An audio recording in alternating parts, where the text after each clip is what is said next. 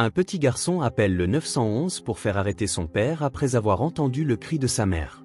Lorsque la police arrive, le shérif est choqué par la scène qu'il assiste. Avant de commencer l'histoire, n'oubliez pas de laisser un like et de vous abonner à la chaîne pour voir plus d'histoires comme celle-ci.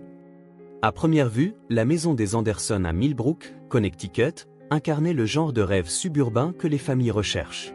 La pelouse était toujours soigneusement tondue, la palissade blanche fraîchement peinte et les fenêtres étincelantes sous le soleil de l'après-midi. Sarah Anderson veillait à arroser les fleurs du porche chaque matin avant d'aller travailler, saluant d'un geste amical ses voisins d'accent grave côté. Son mari, James, la rejoignait souvent lors des jours meilleurs, sirotant un café et discutant de l'entraînement de soccer de Tommy ou de la nouvelle famille qui venait d'emménager dans le quartier. À l'intérieur, la maison était tout aussi photo parfaite. Les murs bleu clair du salon mettaient en valeur des photographies encadrées, les premiers pas de Tommy, des voyages en famille à la mer, des réunions de vacances avec la sœur de Sarah, et une photo de James en uniforme de l'armée américaine. Tout donnait l'apparence d'une famille soudée par un amour profond. Mais cette apparence n'était que la couche superficielle. En dessous, Sarah se préparait constamment aux sautes d'humeur imprévisibles de James. Depuis son retour de sa dernière mission, son anxiété autrefois contenue et sa vigilance excessive s'étaient transformées en accès de colère ou en période d'inaccessibilité. Le moindre déclencheur, un hélicoptère passant au-dessus, un bruit soudain, ou même une certaine odeur, pouvait le plonger dans une obscurité intense. Il refusait de parler de ses expériences de combat, assurant à Sarah qu'il allait bien. Elle avait essayé de le convaincre de consulter un thérapeute, mais il avait écarté l'idée, la qualifiant de signe d'échec personnel. Malgré la tension constante, Sarah faisait de son mieux pour maintenir une normalité pour Tommy, qui n'avait que 7 ans mais était déjà très perceptif pour son âge. Il adorait lire des livres d'aventure, en particulier des histoires de chevaliers sauvant ceux qui étaient en détresse. Plus d'une fois, Sarah l'avait trouvé éveillé tard dans la nuit, lampe de poche sous les draps, perdu dans des contes de bravoure et de sacrifice. Elle soupçonnait que la lecture l'aidait à faire face à l'atmosphère inquiétante de la maison. À l'école élémentaire de Millbrook, Sarah travaillait comme conseillère. Elle passait ses journées à aider les enfants à identifier et à gérer leurs émotions, qu'il s'agisse d'anxiété de séparation, d'intimidation ou de périodes difficiles à la maison. Sarah offrait une présence calme et empathique. Elle était profondément passionnée par la santé mentale, ce qui était ironique compte tenu de ses propres luttes face à la volatilité croissante de James. Un jour d'automne, Sarah animait une séance pour des élèves de 2e année, y compris la classe de Tommy, sur la reconnaissance des émotions et l'importance de demander de l'aide. Mademoiselle Reynolds, l'enseignante de Tommy, se tenait à côté avec un sourire approbateur pendant que Sarah montrait aux enfants un tableau coloré de visages heureux, tristes, en colère, effrayés, confus, et leur demandait de les identifier. Tommy leva la main avec empressement pour répondre, bien que Sarah ait remarqué un soupçon d'incertitude derrière ses yeux brillants. Plus tard, en rangeant ses affaires dans le couloir, Mademoiselle Reynolds l'aborda, c'était une leçon fantastique, Sarah. Enseigner aux enfants, dès leur plus jeune âge, à reconnaître leurs émotions et à agir en cas d'urgence fait la différence. Merci, Sarah, répondit-elle en forçant un sourire. Il est important que les enfants sachent qu'ils ne sont pas impuissants.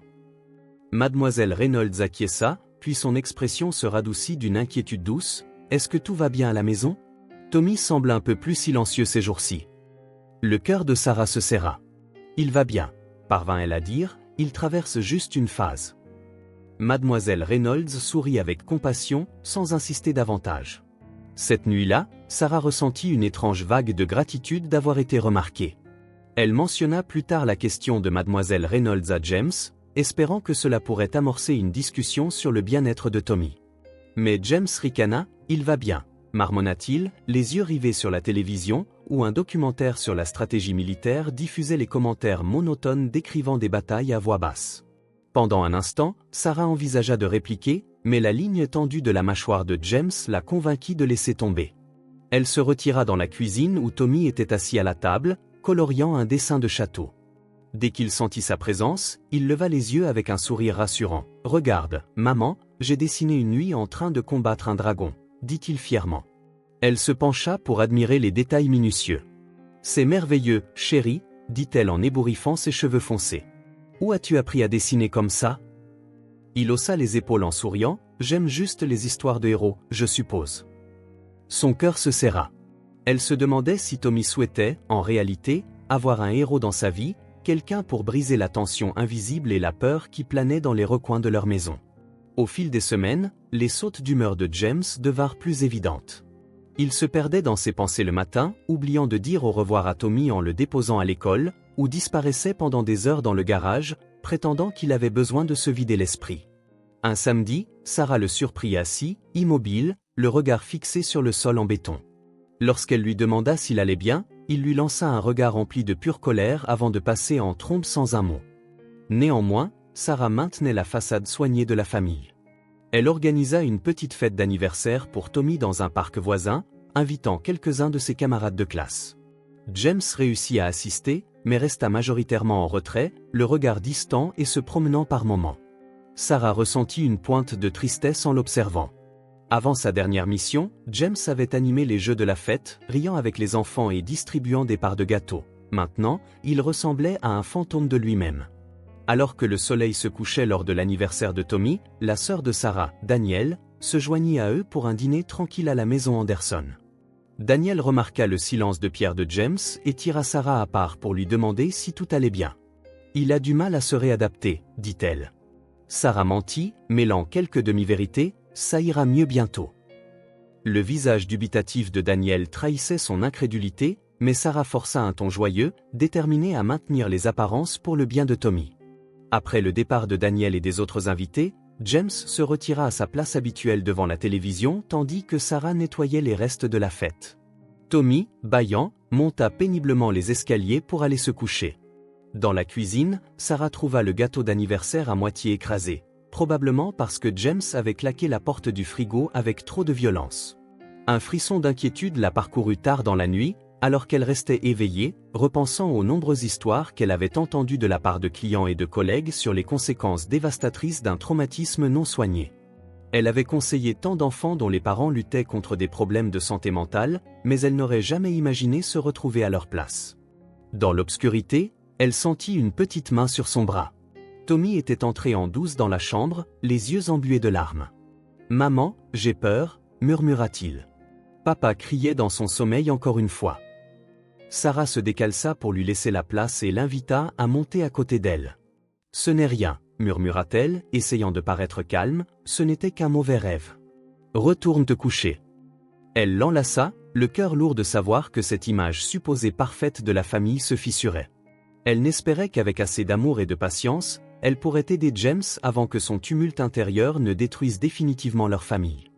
Un vent vif de novembre faisait bruisser les arbres tandis que James Anderson s'installait dans sa voiture garée devant l'imposant immeuble de bureaux du centre-ville de Millbrook. Il travaillait en tant que conseiller financier, une profession qui lui avait autrefois apporté prestige et satisfaction, mais ces jours-ci, il se sentait comme un imposteur derrière son bureau, détaché des préoccupations de ses clients, sa passion d'antan éclipsée par des fantômes qu'il ne parvenait pas à faire taire. Ce matin-là, il avait failli manquer le travail. Les terreurs nocturnes, implacables, l'avaient réveillé en sueur, mais il s'était forcé à se présenter, sourire mécanique aux lèvres, déterminé à conserver son emploi et assurer la sécurité financière de la famille. S'il y avait une chose à laquelle James tenait encore, c'était l'idée qu'il devait être pourvoyeur, peu importe à quel point il se sentait brisé à l'intérieur. Vers midi, il se retrouva à fixer un tableau de chiffres dont les lignes se mélangeaient. Son assistante, une stagiaire pleine d'entrain, frappa à la porte de son bureau pour lui offrir un café. « Vous avez l'air fatigué », dit-elle doucement. James fit un hochement de tête bref en acceptant la tasse. « Ça va, merci. » Il ne dit rien de plus. Même évoquer son malaise lui semblait une admission de faiblesse qu'il n'était pas prêt à exprimer. Il tenta de se concentrer sur ses tâches, portefeuille client, tendance du marché, mais le vacarme dans sa tête étouffait tout. Les souvenirs des routes désertiques, de la chaleur étouffante, du rugissement des hélicoptères, d'un ami saignant dans la poussière, de sa propre voix criant pour un médecin, les flashbacks restaient toujours en marge de sa conscience. Certains jours, il pouvait les repousser, d'autres, il le submergeait comme un troupeau en furie. Aujourd'hui, c'était plus difficile encore. En fin d'après-midi, James ne pouvait plus supporter d'être confiné au bureau. Sous prétexte d'une réunion hors site avec un client, il quitta plus tôt. Il erra sans but dans Millbrook jusqu'à ce que le soleil commence à se coucher, terminant par se garer dans l'ancien parc près du parking du mémorial aux anciens combattants. Il observa le monument en granit portant les noms des morts au combat. Une partie de lui pensait qu'il ne méritait pas de figurer parmi ceux qui avaient donné leur vie, tandis qu'une autre partie le réprimandait pour son dramatique. Il était encore perdu dans ses pensées lorsqu'il reçut un texto. Le numéro affichait « Sarah ». Avec un soupir, il décrocha. « James, es-tu en route pour la maison ?» La voix de Sarah était prudente, comme si elle évitait de marcher sur des œufs. Peu après, il marmonna, détestant la note inquiète dans sa voix, qu'il n'avait pas envie de lui accorder de la pitié. Il raccrocha rapidement, ignorant sa suggestion de prendre à emporter le dîner sur le chemin du retour. Lorsqu'il rentra enfin, la maison était silencieuse. Sarah avait préparé un repas simple de pâtes et de salade, et Tommy était occupé dans le salon avec sa liste de lecture de Mademoiselle Reynolds. Alors que James déposait son manteau, il remarqua la tension dans la posture de Sarah. « Tu avais une réunion avec un client ?» demanda-t-elle d'un ton décontracté. « Tu es parti pendant un moment. » James haussa les épaules, avalant sa frustration. « Oui, une réunion. » Il s'installa à la table, disant qu'il n'avait pas faim, ce qui fit se raidir les lèvres de Sarah, mais elle n'insista pas. Elle savait mieux que de le pousser lorsqu'il était ainsi. À la place, elle lui versa un verre d'eau, au cas où il en aurait besoin, tandis qu'il marmonnait un merci à demi enthousiaste. Le dîner fut silencieux, seulement ponctué par le bruit des fourchettes raclant les assiettes. Tommy tenta de combler le silence avec des histoires sur sa journée, un quiz d'orthographe, un incident amusant avec l'animal de compagnie de la classe, une leçon sur la sécurité incendie, mais James réagissait à peine, regard baissé, forçant un sourire neutre à chaque pause d'attente de Tommy. Ce soir-là, une dispute éclata pour un rien. Tommy, qui avait laissé ses chaussettes dans l'escalier, fut la cause de l'ire de James. Sarah lui rappela doucement de ne pas perdre son sang-froid, ce qui ne fit qu'exploser la colère de James. Il l'accusa de saper son autorité. Elle resta ferme, bien que ses mains tremblaient. Tommy s'éclipsa vers sa chambre, les yeux pleins de larmes, fermant la porte derrière lui. Le silence qui suivit fut plus assourdissant que tous les cris. Dans les jours qui suivirent, le sentiment d'isolement de James au travail s'accentua et ses performances déclinèrent. À la maison, il oscillait entre un mutisme renfermé et des accès de colère qui effrayaient tant Sarah que Tommy. Plus Sarah essayait d'aider, plus il la repoussait. Un soir, elle aborda à nouveau le sujet de la thérapie avec prudence. « James, il y a un programme à l'hôpital VA, commença-t-elle. C'est spécialement destiné aux vétérans souffrant de SSPT. » « Je n'ai pas de SSPT, lança-t-il en claquant une main sur le comptoir de la cuisine. « Arrête de m'étiqueter. » Il partit en trombe vers le garage, laissant Sarah tremblante, les larmes menaçant de couler. Tommy, curieux, jeta un coup d'œil au coin du couloir.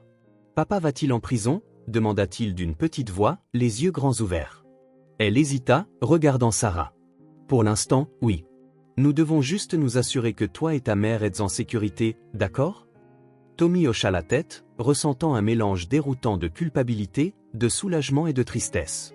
Bien qu'il ait agi pour sauver sa mère, il aimait toujours son père.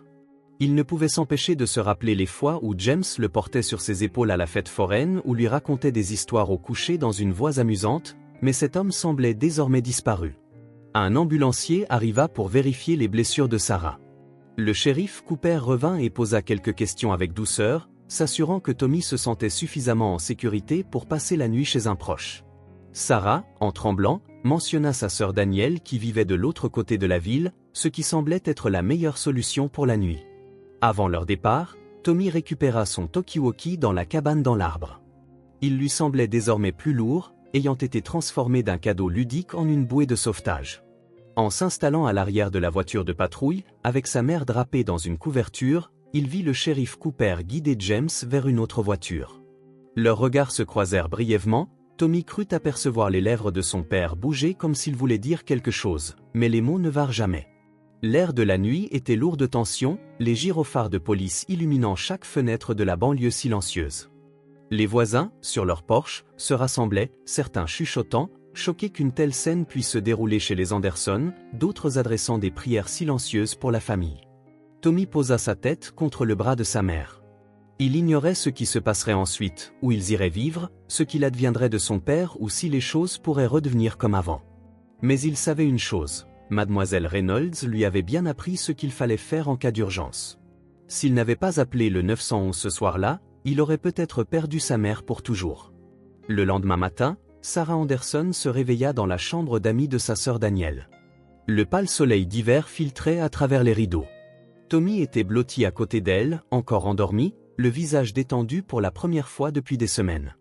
Elle poussa un soupir tremblant en prenant conscience de son environnement, une couette à motifs fleuris, des photos de Daniel et de son fiancé sur la commode, tout était net et paisible, si ce n'était les ecchymoses qui commençaient à se former le long de la mâchoire et du bras de Sarah, et le tumulte dans son cœur. Ses pensées se portèrent sur James. Elle se rappelait combien il avait semblé calme lorsque le shérif Cooper était arrivé, comme si quelque chose de profond en lui s'était brisé et l'avait laissé vide. Cette image la terrifiait presque autant que ses accès de colère. Elle savait qu'en dessous de cette apparence de calme se cachait un homme hanté par des souvenirs indicibles dont il refusait de parler. Et la nuit précédente, ce fantôme avait franchi une ligne dangereuse. Lorsque Tommy se réveilla, Sarah lui déposa un baiser sur le front. « Bonjour, mon chéri », murmura-t-elle en forçant un sourire doux. Il cligna des yeux, la confusion se lisant sur son visage avant que le souvenir ne refasse surface. « Maman, est-ce que papa ?» Elle le serra dans ses bras. « Il est avec la police en ce moment, » dit-elle, la voix tremblante. « Nous sommes en sécurité, c'est ce qui compte. » 1 heure plus tard, Daniel les conduisit à la cuisine pour préparer des œufs brouillés et des toasts, jetant un regard inquiet aux ecchymoses de Sarah. « Je suis contente que toi et Tommy alliez bien, » dit-elle doucement en disposant les assiettes sur la table. « Le shérif Cooper m'a appelé ce matin, » ajouta Sarah, « il dit que James est retenu pour interrogatoire. » Sarah hocha la tête, les larmes menaçant de couler. Elle était reconnaissante du soutien inébranlable de Daniel, même si, intérieurement, elle se sentait prête à s'effondrer. Elle devait rester forte pour Tommy, d'une certaine manière, elle pressentait que laisser tout s'écrouler pourrait être la première étape vers la construction de quelque chose de plus stable. Plus tard dans la journée, un coup à la porte annonça l'arrivée du grand shérif Michael Cooper. Il retira respectueusement son chapeau lorsque Daniel l'invita à entrer. Le cœur battant, Sarah fit signe de s'asseoir. « J'espère que je ne vous dérange pas », commença le shérif en s'installant dans un fauteuil. « Je voulais simplement prendre de vos nouvelles et vous informer des prochaines étapes. » Tommy, qui se tenait dans l'encadrement de la porte, resta incertain. Cooper le remarqua et lui offrit un sourire chaleureux, quoique mesuré. « Bonjour Tommy. »« Bonjour, Tommy », murmura-t-il en se jouant des mains. « James a été incarcéré pour violence domestique, » expliqua Cooper, mais lors de notre premier entretien, il est apparu qu'il souffre gravement de SSPT. Il n'est pas stable. Il a eu une dépression à la station. Sarah inspira fortement. Malgré tout, j'ai peur pour lui. Est-ce qu'il reçoit une aide médicale ? Demanda-t-elle, les émotions se bousculant en elle. Cooper hocha la tête. Nous avons un protocole. Le VA est impliqué et le tribunal pourrait ordonner une thérapie. Je ne cherche pas à justifier ce qui s'est passé, Sarah, mais j'ai déjà vu des cas comme le sien. Des vétérans qui n'ont jamais reçu l'aide dont ils avaient besoin. Le mari de ma sœur était pareil. Sarah se rappela que Daniel avait mentionné que Cooper avait perdu sa sœur à cause de violences conjugales des années auparavant. Cette information lui procura un sursaut de gratitude. Il n'était pas simplement un officier suivant les procédures, il se souciait vraiment. « Comment cela nous affecte-t-il, Tommy et moi ?» demanda-t-elle doucement, appuyant ses doigts contre l'ecchymose sur sa mâchoire comme pour la dissimuler. « Nous aurons besoin de donner une déposition complète, » poursuivit Cooper. « Le tribunal pourrait émettre une ordonnance de protection au moins temporairement, et une assistante sociale pourrait vous aider à trouver des options de logement et de thérapie. Pour l'instant, rester chez votre sœur est la meilleure solution. » Il se tourna alors vers Tommy d'une voix douce. « Tommy, je veux que tu saches que tu as eu raison d'appeler le 911. Tu as été très courageux. » Tommy hocha la tête, les yeux embués de larmes. Sarah lui serra l'épaule pour le rassurer. Après le départ de Cooper, l'atmosphère dans l'appartement paraissait à la fois plus légère et plus lourde. Plus légère parce qu'ils avaient enfin une voie vers la sécurité, et lourde parce qu'elle confirmait la réalité brutale qu'ils devaient désormais affronter. Dans les jours suivants, Sarah déposa sa déposition. Les photographies de ses blessures servirent de preuve. Une vague d'émotion irréelle la submergea alors qu'elle racontait comment James l'avait enfermée au sous-sol, se rappelant le béton froid, l'ampoule vacillante, les coups sur la porte lorsque, réalisant que Tommy s'était échappé, elle avait senti une peur grandissante mêlée à un espoir désespéré que son fils saurait comment demander de l'aide. Quant à Tommy, il s'accrochait à Sarah, tout en essayant de maintenir une apparence de normalité. Mademoiselle Reynolds proposa même d'organiser ses devoirs scolaires pour qu'ils ne prennent pas de retard. Elle rappela également que la conseillère de l'école, sa collègue, était là pour le soutenir. Pour Sarah, conseillère elle-même, il était étrange de se retrouver de l'autre côté de la conversation, mais elle en était reconnaissante. Un après-midi, alors que Sarah aidait Tommy avec ses devoirs de mathématiques à la table de Daniel, il lâcha « Maman, est-ce que papa est une mauvaise personne ?» Son cœur se serra. Elle posa son crayon et l'attira sur ses genoux. « Non, mon chéri, » murmura-t-elle, « c'est quelqu'un qui souffre à l'intérieur et qui te fait souffrir, mais cela ne veut pas dire qu'il est mauvais. Cela veut juste dire qu'il a besoin d'aide. » Tommy hocha lentement la tête, les larmes aux yeux. « Est-ce qu'il reviendra ?» Elle hésita, luttant contre sa propre incertitude. « Je ne sais pas, » finit-elle par dire. « Mais ce qui est le plus important, c'est que nous soyons en sécurité et que papa reçoive l'aide dont il a besoin. » Le lendemain, Sarah se rendit au palais de justice pour visiter James, qui était détenu dans une cellule, accompagné du shérif Cooper pour des raisons de sécurité. James semblait amaigri, les yeux creusés par le manque de sommeil. Lorsqu'il vit Sarah, il baissa la tête, incapable de soutenir son regard. « Je suis désolé, » murmura-t-il. « Je ne voulais pas, j'étais tellement en colère, je n'arrive pas à arrêter ces souvenirs. » Sarah se tint derrière la vitre protectrice, téléphone à la main pour lui parler. Malgré tout, elle ressentait une pointe de compassion. « James, tu m'as enfermé au sous-sol, » dit-elle d'une voix tremblante. « Tu as effrayé Tommy, et ce n'est pas acceptable. » Il pressa ses paumes contre la vitre, les yeux embués. « S'il te plaît, je ne veux pas te perdre ni perdre Tommy. Je ne peux pas contrôler ce qui se passe dans ma tête. Tout ce que j'ai vécu à l'étranger me hante, c'est comme si j'y étais encore. » Les sentiments de Sarah se bousculaient, colère, sympathie, trahison et un écho lointain d'amour. Mais sa priorité immédiate restait le bien-être de son fils. « Je vais prendre Tommy et rester chez Daniel. Le tribunal pourrait te libérer sous caution, mais il y aura des restrictions. Tu devras obtenir une aide réelle, James. » James hocha la tête, les larmes coulant sur ses joues. « Je sais, » murmura-t-il, qu'il soit sincère ou simplement terrifié par les conséquences, Sarah ne pouvait en être certaine. Lorsque la visite prit fin, Sarah quitta le palais de justice avec le shérif Cooper, se sentant à la fois soulagée et profondément attristée. Elle se rappelait leur jour de mariage, James dans son uniforme impeccable, les yeux brillants d'espoir, cette version de lui-même semblait désormais appartenir à un passé lointain.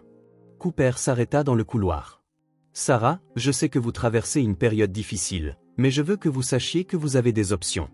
Mon service et le refuge local pour femmes victimes de violences conjugales peuvent vous aider avec une aide psychologique ou des conseils juridiques. » Elle parvint à esquisser un faible sourire. « Merci, shérif, j'aurai probablement besoin de tout cela. » De retour chez Daniel, Sarah trouva Tommy en train de construire une forteresse avec des coussins de canapé, une sorte de zone de sécurité improvisée.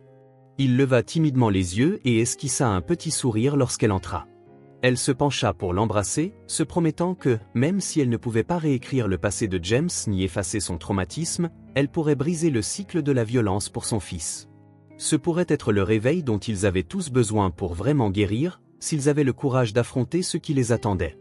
L'hiver s'installa lourdement sur Millbrook, la neige recouvrant toutes les rues et toits.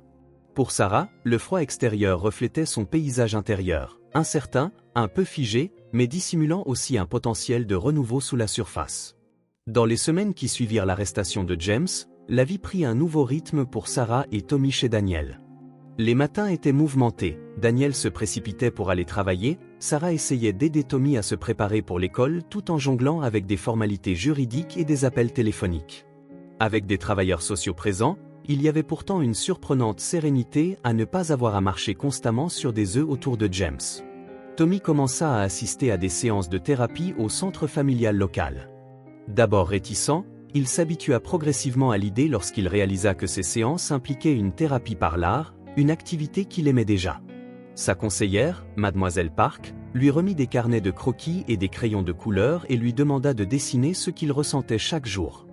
Une semaine, il dessina un grand dragon crachant du feu au-dessus d'une petite maison. Une autre fois, il dessina un soldat aux yeux tristes. « Parfois, il est plus facile de dessiner ce que nous ressentons que de le dire », dit doucement Mademoiselle Park, l'encourageant à parler à travers ces images. Tommy avoua combien l'ancien papa lui manquait, celui qui faisait des pancakes en formes amusantes, pas celui qui claquait des portes et enfermait sa mère. Bien que cela brisât le cœur de Sarah de voir son fils lutter avec de telles complexités, elle était reconnaissante qu'il ait un exutoire sûr. Pendant ce temps, Sarah chercha également une thérapie, cette fois en groupe, pour les survivantes de violences domestiques. Des femmes d'âge et d'horizons divers partageaient des récits de peur, de chagrin et de résilience. Assise parmi elles, Sarah se sentit à la fois soulagée et submergée. Elle n'était pas seule, des dizaines d'autres avaient enduré des situations similaires, voire pires. À chaque rencontre, elle découvrait comment le silence et la honte cachaient souvent les abus, mais en prenant la parole, elle reprenait leur voix.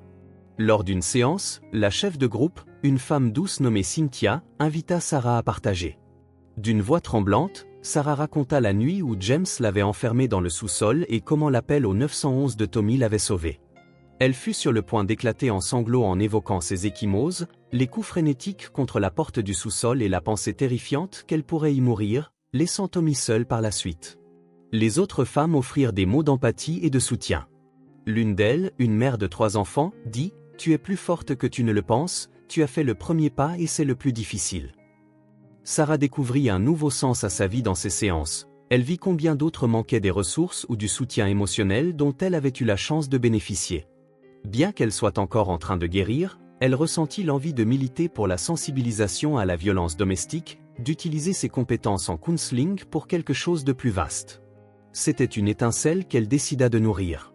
Quant à James, il dut suivre des séances de thérapie obligatoires et se présenter régulièrement devant un agent de probation.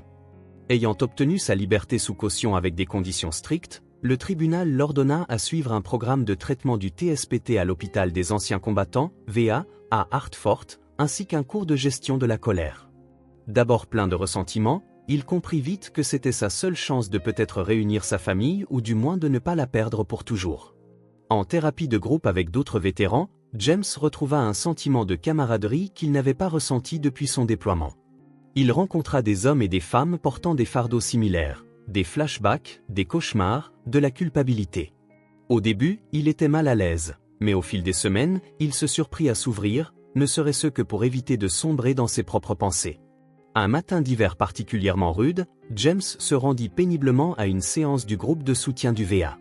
Un vétéran plus âgé, Marcus, ancien marine, dirigeait la discussion en se concentrant sur la reconnaissance des déclencheurs. Lorsque James partagea qu'il entrait dans une rage aveugle à des moments aléatoires, Marcus hocha la tête avec compréhension. « C'est la bête de la colère », dit Marcus. « Un homme, comme tu l'as décrit, qui te surprend quand tu t'y attends le moins, mais nous ne pouvons pas continuer à décharger cette colère sur ceux que nous aimons. » James ressentit le poids de ces paroles. Il pensa à Tommy appelant la police à cause des yeux terrifiés de Sarah. Une vague de honte le traversa, mais aussi une lueur de détermination. Peut-être était-ce ce qu'il fallait pour briser le cycle. Avec le temps, à mesure que la thérapie se poursuivait, James découvrit de petits outils pour faire face, des exercices de respiration profonde, des techniques d'ancrage, le fait de reconnaître plutôt que de refouler ses souvenirs. Chaque percée ressemblait à une larme réticente dans l'épaisse armure qu'il s'était construite. Parfois, il rechutait, se réveillant en sueur, hanté par des rêves, s'énervant contre d'autres vétérans en classe, mais la différence désormais était qu'il reconnaissait ses réactions et présentait des excuses. Pendant ce temps, Sarah et Tommy établirent de nouvelles routines.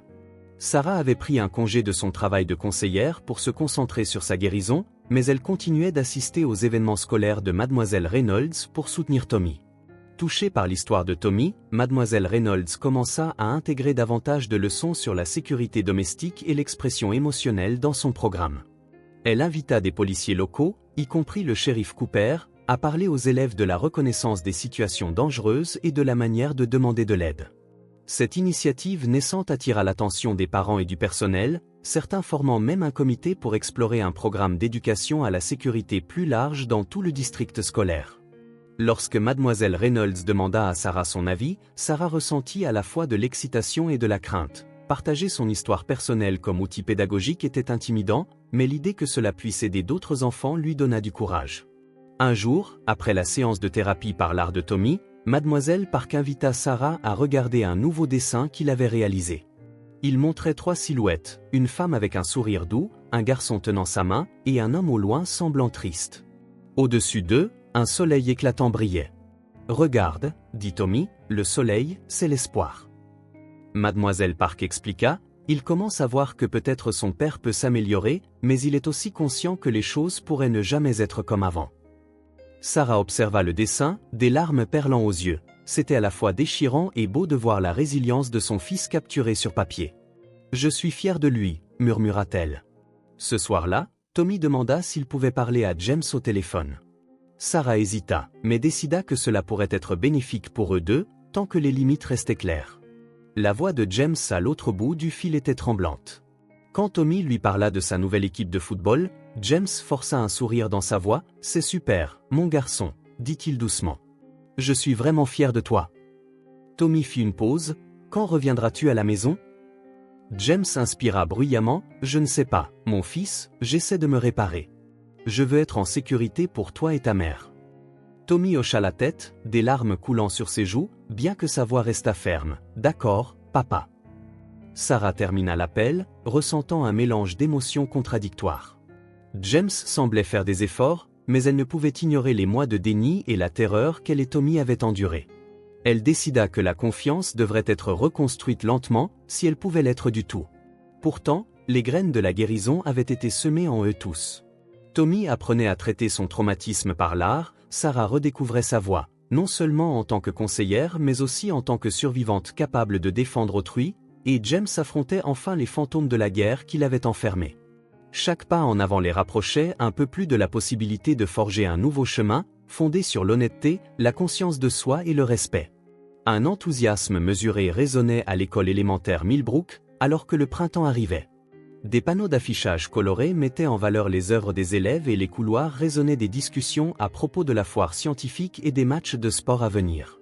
Mais sous l'agitation habituelle de l'école, une transformation discrète avait lieu, amorcée en partie par la décision courageuse de Tommy Anderson d'appeler le 911 quelques mois auparavant.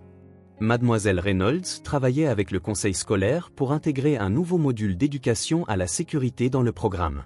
Ce programme visait à apprendre aux enfants à reconnaître les situations dangereuses, à gérer les urgences et à contacter des adultes de confiance. Le département du shérif Cooper collaborait avec empressement, offrant des visites en classe, des démonstrations interactives et des ressources adaptées aux enfants. Des parents qui considéraient auparavant le sujet de la violence domestique comme étant réservé aux adultes prirent conscience de l'importance de fournir aux enfants les outils pour se protéger et protéger les autres. Sarah, toujours en congé mais se sentant plus forte chaque jour, se retrouva au cœur de cette initiative. Mademoiselle Reynolds la convainquit de prendre la parole lors d'une réunion de l'association des parents d'élèves, PDA, assurant que sa perspective, à la fois en tant que mère et conseillère, serait inestimable. Bien que ses mains tremblassent tout le long, Sarah partagea son expérience, omettant soigneusement les détails graphiques, mais soulignant combien il était crucial que Tommy sache qui appeler lorsque la situation s'aggravait. La réaction fut stupéfiante. Les parents posèrent des questions sur les signes de détresse émotionnelle chez les enfants, les ressources locales en santé mentale et les moyens d'aborder avec eux les questions familiales complexes. Une mère admit qu'elle s'inquiétait pour une sœur qui pourrait être dans une relation abusive. Un père exprima sa crainte d'avoir des problèmes de colère qu'il devait régler. « C'est la raison pour laquelle nous devons briser le silence », dit Sarah, la voix tremblante mais résolue. « Aucune famille n'est parfaite et nous avons tous besoin d'un système de soutien. » Parallèlement, le shérif Cooper formalisa de nouveaux protocoles pour traiter les conflits domestiques, surtout lorsque des enfants étaient impliqués. Il collabora avec des professionnels locaux de la santé mentale pour que les agents intervenant lors de ces appels aient un accès immédiat à des conseillers en crise. Un fonds spécial fut créé pour les familles ayant besoin d'un logement d'urgence, grâce à des contributions d'entreprises locales et de citoyens philanthropes, touchés par l'histoire des Anderson. Au VA Hospital de Hartford, James poursuivait son traitement obligatoire. Il s'était vu attribuer un mentor, un vétéran plus âgé du Vietnam nommé Clifford, qui luttait contre le TSPT depuis des décennies. Clifford avait perdu sa propre famille il y a des années à cause de sa rage incontrôlée, qu'il regrettait profondément. Il voyait en James une chance d'éviter une autre tragédie. « Tu n'es pas seul », dit Clifford à James lors d'une séance, les rides de son visage buriné s'adoucissant d'empathie. « Mais tant que tu ne croiras pas que tu mérites d'être sauvé, aucune thérapie au monde ne pourra t'aider à vouloir ce changement. » James commençait à comprendre que chaque séance de thérapie retirait une couche de culpabilité, de souvenir ou de honte. Il pratiquait la pleine conscience, répétait des mantras et écrivait dans un journal sur ses expériences de guerre, des choses qu'il n'avait jamais osé dire à haute voix, même à Sarah.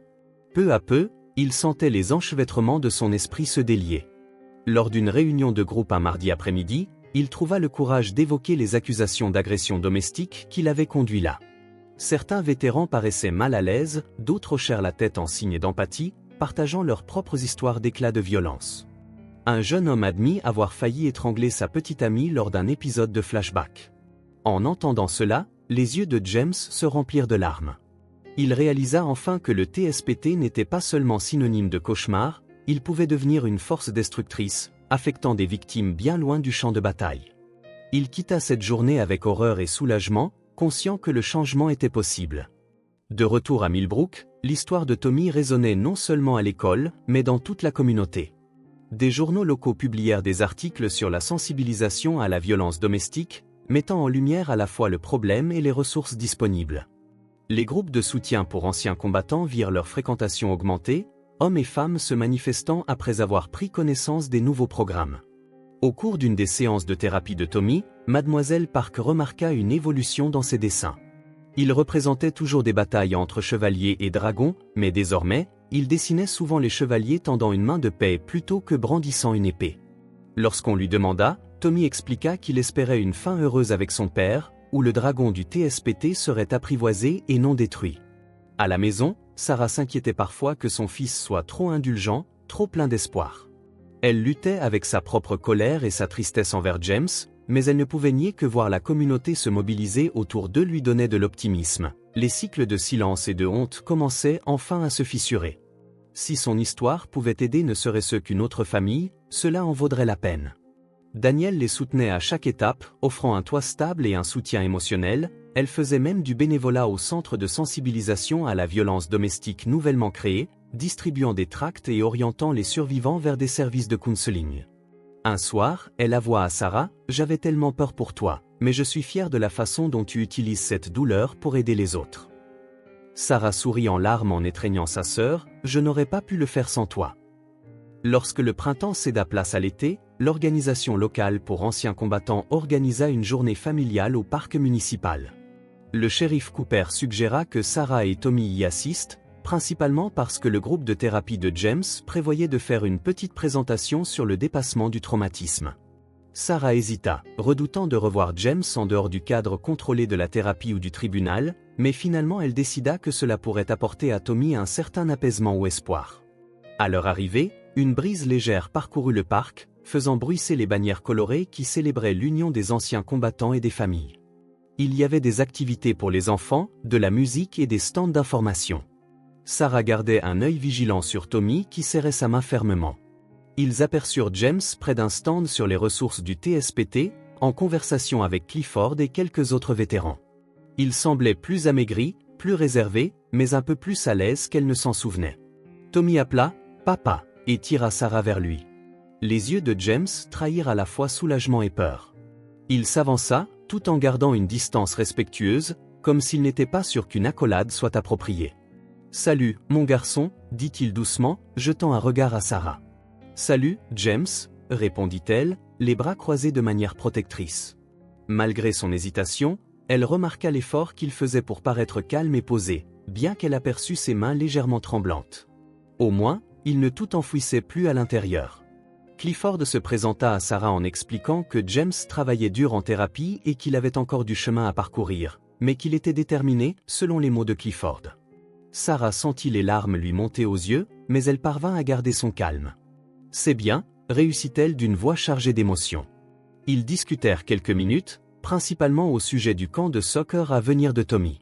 Tommy rayonnait lorsque James promit d'aller le voir jouer, si les directives du tribunal le permettaient.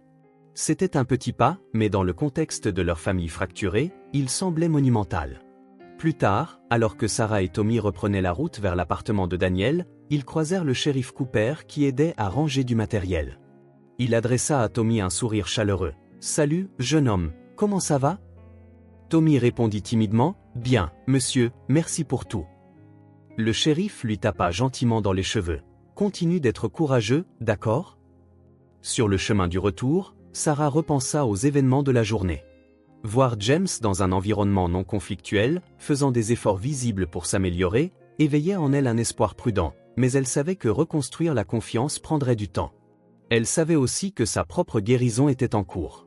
Pourtant, la communauté s'était mobilisée, de nouveaux programmes fleurissaient et même James avait trouvé une voie vers la conscience de soi. Les répercussions de cet appel au 911 fatidique s'étaient propagées largement, touchant des vies bien au-delà du foyer des Anderson.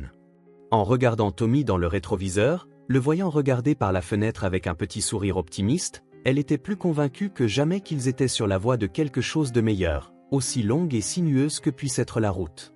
Une année complète s'était écoulée depuis la nuit où Tommy avait appelé le 911. La douce lueur du soleil d'été baignait Millbrook, faisant éclore les jardins et offrant des après-midi tranquilles à la piscine communautaire pour de nombreuses familles. C'était une période idyllique pour les Anderson, un jalon, une occasion de réfléchir au chemin parcouru depuis cette soirée effroyable. Sarah était retournée à son travail à temps partiel, partageant son emploi du temps entre le counseling à l'école élémentaire et le centre de sensibilisation à la violence domestique qu'elle avait aidé à créer avec l'aide du shérif Cooper. Chaque lundi, elle animait un groupe de soutien pour les survivantes, offrant une oreille attentive et les aidant à se connecter avec des ressources juridiques et émotionnelles. Elle trouvait un sens en transformant sa propre douleur en empathie pour autrui. Tommy, maintenant âgé de 8 ans, avait grandi, ses traits juvéniles se raffermissant avec la maturité. Il vivait toujours avec Sarah dans l'appartement de Daniel, bien qu'une deuxième chambre ait été réaménagée spécialement pour lui. Chaque dimanche, il assistait à une séance de thérapie par l'art au centre jeunesse local où il réalisait des dessins de plus en plus porteurs d'espoir, des oiseaux s'évaporant de cage, des enfants se tenant la main. Parfois, il évoquait le fait qu'il lui manquait la maison, mais sans jamais forcer Sarah à y retourner, comme s'il savait que l'ancienne maison représentait un chapitre trop douloureux de leur vie. Quant à James, il avait passé l'année écoulée dans un régime strict de thérapie et de gestion de la colère. Il assistait également régulièrement à des réunions des alcooliques anonymes, ayant reconnu qu'il utilisait l'alcool pour engourdir ses flashbacks et intensifier ses comportements violents. Le tribunal lui permit des visites surveillées avec Tommy au centre communautaire tous les 2 week-ends. Au début, ces visites étaient tendues, Tommy s'asseyant timidement d'un côté de la salle tandis que James peinait à trouver ses mots. Au fil du temps, de petites connexions se formèrent à travers des dessins partagés, de brèves conversations et quelques échanges de ballons de soccer dans la cour. Un matin caniculaire de juillet, Sarah conduisit Tommy au centre pour l'une de ses visites surveillées. Elle observa par la fenêtre leur rencontre. James paraissait plus posé ces jours-là, bien qu'une pointe d'anxiété dansait encore dans ses yeux. Il s'agenouilla pour être au niveau de Tommy, offrant un sourire doux. Les deux se dirigèrent vers un petit parterre de gazon, un ballon de soccer en main et leur langage corporel restait hésitant mais porteur d'espoir. Sarah, bien que désireuse de se joindre à eux, sentit une partie d'elle vouloir maintenir une distance prudente. Elle apprenait encore à faire confiance à James, si cela était même entièrement possible, mais elle était ouverte à l'idée qu'il pourrait devenir un meilleur père une fois ses démons affrontés pleinement. À la fin de la visite, James s'approcha de Sarah alors qu'une travailleuse sociale veillait au respect des limites. « Salut, James », dit-il doucement, « puis-je te parler une minute ?» Sarah hocha la tête, les bras croisés de manière protectrice. « Je voulais juste te remercier », commença-t-il, la voix incertaine, de m'avoir permis de le voir, de m'avoir donné cette chance. Je sais que tu n'étais pas obligé. Elle ne répondit pas immédiatement. En cherchant dans son visage, elle vit la sincérité et la trace de l'homme gentil qu'elle avait autrefois connu. Tommy mérite un père qui essaie, dit-elle doucement, mais ne faisons pas semblant que tout va bien. James baissa les yeux. Bien sûr, je suis encore en thérapie, je travaille chaque jour sur moi, ajouta-t-il en tapotant le côté de sa tête. Je n'attends pas le pardon, mais je veux continuer à m'améliorer. Un mélange d'émotions contradictoires, colère, tristesse, compassion, amour persistant monta en elle, mais finalement elle acquiesça prudemment. D'accord, continue ton travail.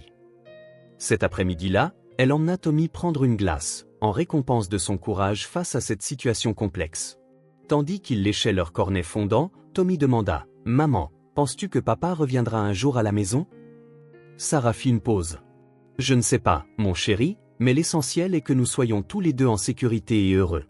Papa t'aime et je suis contente qu'il fasse des changements. » Tommy observa sa glace qui dégoulinait sur le cône. « Moi aussi, » dit-il doucement avant d'aspirer les traces collantes. Alors que James progressait, Sarah continuait de construire sa nouvelle normalité. Elle avait dépassé la réaction traumatique initiale et voulait désormais utiliser sa voix de manière plus puissante. En collaboration avec Mademoiselle Reynolds et le conseil scolaire, elle organisa une série d'ateliers pour les parents et les enseignants sur la manière d'identifier les signaux d'alerte de la violence domestique et des problèmes de santé mentale, reflétant la sensibilisation accrue de la communauté. Un week-end, elle organisa une journée de guérison familiale au parc local, invitant des professionnels de la santé mentale, des groupes de vétérans et des survivants d'abus domestiques à partager leurs ressources. Le shérif Cooper fut présent pour accueillir les familles et veiller discrètement à la sécurité, tandis que Mademoiselle Reynolds tenait un coin pour les enfants, où ils pouvaient apprendre des stratégies d'adaptation par le jeu et l'artisanat. Même Daniel installa un stand sur les droits légaux des survivants. Vers la fin de l'événement, Sarah se retrouva sur une petite scène, microphone en main, les nerfs en ébullition. Elle balaya la foule modeste, reconnaissant des visages familiers comme Mademoiselle Park, issue de la thérapie de Tommy, quelques parents de ses séances de counseling, plusieurs vétérans locaux, et même des familles qu'elle ne connaissait pas. Elle se racla la gorge et commença, « Quand nous pensons à la famille, nous imaginons l'amour et la sécurité. Pourtant, parfois, les familles affrontent des batailles invisibles comme le TSPT et la violence domestique. Ma famille a failli être brisée par ces combats, mais nous avons trouvé de l'espoir dans la thérapie, le soutien de la communauté et le courage, surtout celui d'un enfant qui savait appeler à l'aide quand le danger se présentait. » Des applaudissements parcoururent l'assemblée. Tommy sourit, debout aux côtés de Mademoiselle Reynolds, visiblement fière de sa mère. Sarah continua à détailler son parcours, depuis l'épouse terrifiée jusqu'à l'avocate, depuis la conseillère qui conseillait autrui jusqu'à celle qui avait appris à accepter l'aide. Elle parla de comment personne n'est irrémédiablement perdu s'il s'engage sincèrement à changer et conclut en rappelant que nous pouvons briser les cycles de la violence en prenant la parole et en offrant notre soutien, tout comme notre communauté l'a fait. Après son discours, plusieurs personnes vinrent la remercier ou partager leurs propres histoires. Dans un moment poignant, une adolescente admit que son frère, un vétéran, luttait contre des problèmes de colère. Elle se sentait désormais pleine d'espoir, car il pourrait y avoir de l'aide réelle disponible. Ce soir-là, alors que Sarah rangeait les tracts, elle aperçut Tommy jouant dans l'herbe avec un autre garçon, ses rires éclatants résonnant. Son cœur se serra à la fois de gratitude et de tristesse en repensant à la vie radicalement différente qu'il menait il y a un an. Elle remercia silencieusement le destin, les leçons de Mademoiselle Reynolds, et le courage de Tommy qui les avait sauvés. Dans les jours qui suivirent, James écrivit une longue lettre à Sarah dans laquelle il s'excusa en détail pour la nuit de l'incident du sous-sol, reconnut la profondeur de sa peur et expliqua les percées qu'il avait eues en thérapie, notamment en ce qui concernait la culpabilité qu'il ressentait pour les hommes qu'il avait perdus au combat. Il conclut en disant qu'il savait que la confiance ne se gagnait pas du jour au lendemain, mais qu'il espérait faire partie de la vie de Tommy de manière saine. Sarah lut la lettre plusieurs fois, les larmes embuant sa vision. Elle ne répondit pas immédiatement, mais l'emporta à sa séance de thérapie afin de traiter les émotions contradictoires à amour, trahison, empathie, prudence. Sa thérapeute suggéra d'envisager une séance familiale structurée une fois que le thérapeute de James l'aurait approuvée. Sarah accepta, voyant cela comme une étape, bien que soigneusement encadrée. À la fin de l'été, les petits pas effectués par chaque membre de la famille s'étaient amalgamés en un nouveau paysage d'optimisme prudent. Ils ne se réunissaient pas dans le sens traditionnel. Sarah et Tommy habitaient toujours chez Daniel, et James se concentrait sur la construction d'une vie stable de son côté, tout en poursuivant sa thérapie et en renouvelant son engagement envers son travail. Mais ils apprenaient à faire confiance à nouveau, chacun à leur manière. Surtout, Tommy ne portait plus le fardeau d'un terrible secret, se cachant des tourments domestiques. Il bénéficiait désormais d'un réseau d'adultes bienveillants aux Mademoiselle Park, Mademoiselle Reynolds, le shérif Cooper et surtout sa mère. Les cicatrices subsistaient, certes, mais elles n'étaient plus des plaies béantes, et bien que le chemin vers une guérison complète demeurât long, chaque signe indiquait un avenir façonné moins par la peur et davantage par la compréhension.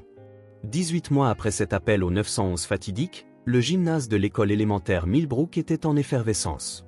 Sarah n'était pas encore prête à partager toute son histoire, mais le sentiment d'appartenance la réconfortait. Un soir, elle se pencha vers Lucas et lui murmura « Un jour, je veux aider des gens comme moi, des personnes qui se sentent piégées. Peut-être que je pourrai faire du bénévolat une fois que je serai plus forte. » Lucas serra sa main, rayonnant de fierté « Tu aides déjà, rien qu'en étant présente. Tu es la preuve qu'il y a de l'espoir de l'autre côté. » De l'autre côté, chez Agnès Diné, la vie reprenait son rythme de petite ville, mais avec une nouvelle prise de conscience. Les clients habituels saluaient Lucas avec respect, ne le voyant plus simplement comme l'enfant qui travaillait le dernier quart de nuit, mais comme quelqu'un qui faisait une différence. Tard le soir, Quand l'affluence était moindre, il se retrouvait souvent à réfléchir à combien il avait changé. Il y a un mois, il était un lycéen sans but, rassemblant quelques pourboires pour l'université. Aujourd'hui, il traçait un chemin d'empathie et d'activisme qu'il n'aurait jamais imaginé. La détective Martinez aussi avait vu sa perspective évoluer. Elle avait longtemps été une agente dévouée, mais cette affaire l'avait rendue extrêmement personnelle. Elle avait noué des amitiés avec certains survivants et passé du temps à leur rendre visite, allant au-delà de ses frontières professionnelles habituelles, car elle sentait que c'était important. Lors d'une de ces visites, elle rencontra Alicia et le petit Hope. Encore une fois, Alicia pressa un petit bracelet fait maison dans la main de Martinez, expliquant que c'était un signe de remerciement. Émue, Martinez le porta à son poignet comme un rappel quotidien de la raison pour laquelle elle faisait ce qu'elle faisait. Les parents d'Emma, stupéfaits mais ravis d'avoir leur fille de retour, durent faire face à la délicate tâche de la soutenir dans son traumatisme. Ils firent des erreurs, passant d'une protection excessive à des moments d'effondrement en larmes. La thérapie familiale les aida à naviguer sur ces montagnes russes, et Emma se rapprocha d'eux plus que jamais. Elle apprit que l'amour n'était pas toujours parfait, mais qu'il était réel et présent pour elle, si elle voulait bien l'accepter. Dans la sphère communautaire, la nouvelle de la démantèlement d'un réseau de trafic suscita un dialogue sur la manière dont une telle obscurité pouvait prospérer inaperçue. Des associations locales commencèrent à coordonner leurs efforts pour éduquer les habitants sur les signes précurseurs du trafic et de l'exploitation.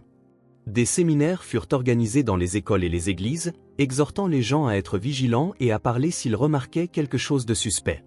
Un sentiment de responsabilité partagée se développa, unissant la ville. Pourtant, la guérison n'était pas un chemin linéaire. Parfois, la nuit, Emma se réveillait en sueur froide, hantée par l'éclat brutal des lumières du centre et les corridors glaciaux. Alicia aussi luttait contre des flashbacks, agrippant l'espoir quand la panique s'emparait d'elle. Lucas se sentait parfois submergé par l'ampleur de la douleur qu'il observait, tandis que la détective Martinez faisait des cauchemars sur ceux qu'il n'avait pas pu sauver, les victimes encore en fuite. Mais, jour après jour, pas à pas, ils avançaient. Les liens forgés dans la tragédie devenaient des ancrages d'espoir.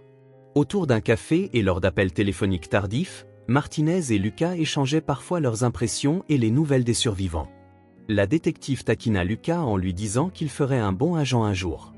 Il souriait, incertain de la voie qu'il suivrait, mais certain que l'empathie le guiderait où qu'il aille. Un soir, Emma rejoignit Lucas pour une courte promenade dans le quartier. L'air était vif et les feuilles cliquetaient dans les gouttières. Ils s'arrêtèrent sur la route de Winchester, là où il avait trouvé le bébé. Les yeux d'Emma se remplirent de larmes. « Tant de choses se sont passées ici », murmura-t-elle, la voix tremblante, « c'est comme si chaque mauvaise chose et chaque bonne chose avait commencé sur cette portion d'asphalte. » Lucas posa un bras autour de ses épaules et dit doucement, « Je sais, mais regarde tout ce qui a changé depuis. L'espoir est là, tu es rentré à la maison et nous nous battons pour un monde meilleur. » Elle se blottit contre lui, hochant la tête. Pendant un moment, le seul son fut le lointain bourdonnement de la circulation, tandis qu'ils absorbèrent l'instant. Ils savaient que le chemin de la guérison était encore long pour Emma, pour Alicia, pour d'innombrables autres sauvés du réseau, mais ils savaient aussi qu'ils n'étaient pas seuls, et dans un monde où il était facile de se sentir impuissant, cette prise de conscience était primordiale. 3 mois plus tard, l'air vif de l'hiver s'était installé sur Millbrook et le paysage était saupoudré de neige, un décor parfait pour symboliser l'espoir renouvelé qui avait pris racine dans la communauté. Le procès contre les principaux membres du réseau de trafic battait son plein, soutenu par des montagnes de preuves et des témoignages de survivants. Bien que le processus judiciaire fût éprouvant, tous ressentaient une forme de satisfaction en voyant la justice s'exercer avec rigueur. Lucas n'était plus simplement un lycéen travaillant au dîner, il était devenu un militant, jonglant avec son dernier semestre scolaire et un travail bénévole régulier. Le groupe de soutien qu'il avait fondé continuait de prospérer, se réunissant chaque semaine au centre communautaire local. L'assiduité variait, certains soirs, il n'y avait que quelques personnes, d'autres fois, une foule de plus de 30 participants, mais chaque rencontre réaffirmait le message. Personne ne se bat seul. Emma poursuivit son lent mais constant chemin vers la guérison. Elle participa à des séances de thérapie, parfois seule, parfois accompagnée de ses parents. Elle commença également à faire du bénévolat dans un refuge pour adolescents en fuite, partageant son histoire par bribes soigneusement mesurées afin d'aider d'autres à voir les dangers qui se cachent derrière de fausses promesses. Bien qu'elle combatte encore des cauchemars chaque jour, elle retrouvait peu à peu une partie de la vie qui lui avait été volée. Alicia et le petit Hope trouvèrent un logement dans un quartier tranquille grâce à l'assistance d'une association locale. La communauté les enveloppa de chaleur, de cadeaux, d'offres de babysitting et même de propositions d'emploi pour Alicia. Sa gratitude était immense, et même si elle luttait souvent avec le traumatisme de sa captivité, tenir la petite main de Hope lui rappelait pourquoi elle s'était battue pour survivre. La détective Martinez, récemment promue après son rôle déterminant dans l'affaire, resta en contact avec eux tous. Un samedi après-midi frisquet, elle se rendit au centre communautaire pour une réunion spéciale. La station de radio locale avait diffusé une invitation à un forum communautaire pour discuter de la lutte continue contre la traite des êtres humains et pour célébrer la résilience des survivants. En entrant, Martinez découvrit une foule étonnamment nombreuse. Certains étaient des survivants du raid, d'autres des familles ayant eu des proches disparus, et encore d'autres, des citoyens soucieux d'en apprendre davantage. Le brouhaha des discussions créait un sentiment de solidarité transcendant les différences. Au devant de la salle se tenait Lucas, tripotant le microphone, les nerfs à vif mais avec une confiance nouvelle dans les yeux. À côté de lui, Emma était assise, la posture plus droite qu'auparavant, un léger sourire aux lèvres. Près d'eux, Alicia berçait Hope, qui riait aux éclats. Inconscient de l'attention qu'il recevait, lorsque le moment fut venu, Lucas s'éclaircit la gorge. Merci à tous d'être venus. Il y a quelques mois à peine, j'étais juste un gamin qui rentrait chez lui après son service au dîner. Je n'aurais jamais imaginé trouver un bébé sur le bord de Winchester Road, ni que cela mènerait à la découverte de quelque chose d'aussi terrible. Mais je n'étais pas seul. La police, le FBI, les bénévoles, les survivants eux-mêmes, tout le monde s'est mobilisé pour que cela devienne possible. Il s'interrompit, la voix chargée d'émotion. Je veux remercier le détective Martinez, qui n'a jamais abandonné cette affaire, et je veux dire à quel point je suis fier d'Emma, qui a enduré tant de choses et qui a tout de même choisi de se tenir ici avec nous aujourd'hui, pour se battre pour les autres. Des applaudissements polis éclatèrent, certaines personnes essuyant des larmes. Emma, rougissante, se pencha et parla doucement dans le micro. Je ne suis pas vraiment une oratrice, dit-elle, mais je sentais que c'était important.